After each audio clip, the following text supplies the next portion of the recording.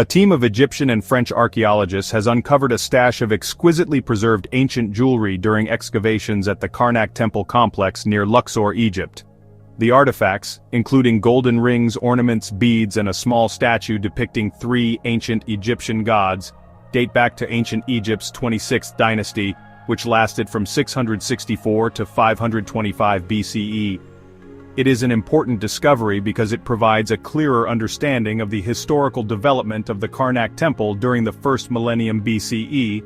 The jewelry stash was found remarkably intact, preserved inside a broken pottery vessel.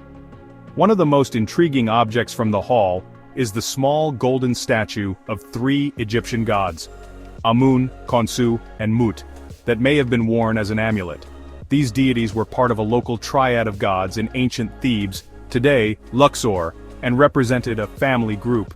The golden triad of Amun, Mut, and Khonsu is intricately designed and right at home in Karnak Temple, as this cult temple is dedicated to the worship of these three deities. Amun was the highest god in Thebes, while Mut was his wife or consort and a divine mother. Khonsu, their son, was the god of the moon, and is often depicted in his youth.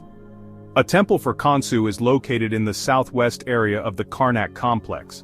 The stash also included eye-shaped amulets known as wedjat.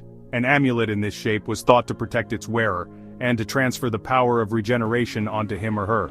After restoration and documentation, the entire jewelry collection will enter the Luxor Museum. Still, many unanswered questions remain, including why the jewelry had been buried at this spot in the first place. The artifacts are fairly flimsy. Some historians say they may have been made for burial purposes rather than everyday use. However, this particular section of the temple complex is associated with the living, not a grave. As such, the archaeologists offer several alternative explanations. Some suggest the finds were associated with several large mud brick structures used as temple storage or workshop facilities. Alternatively, the golden objects may have been offered to the deities as part of a ritual.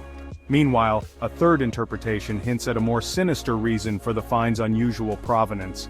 One explanation is that an ancient tomb robber's haul was concealed for safety but never recovered. It would be useful for whoever studies it all to try to work out if the breaks and damage were likely caused by less than gentle removal from a mummy.